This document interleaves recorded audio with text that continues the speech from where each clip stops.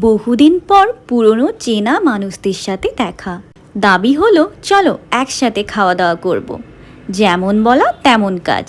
কাছেরই একটা দোকানে চলে গেলাম সবাই মিলে লাঞ্চ করব বলে। তারপর পরপর চলে এলো লাঞ্চের থালি।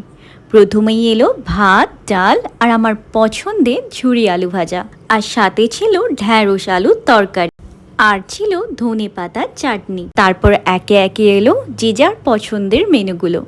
চিকেন কষা, মাটন কষা, আর আমি নিয়েছিলাম সর্ষে ইলিশ। জাস্ট টেবিলটা দেখো, আর জায়গাই ফাঁক ছিল না কিছু রাখার জন্যে। খেতে খেতে হলো প্রচুর আড্ডা আর ফাজলামো।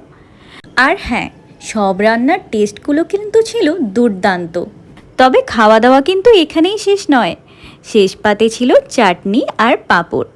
এই স্মৃতিগুলো কিন্তু জীবনের খাতায় থেকে যাবে লম্বা সময় পর্যন্ত।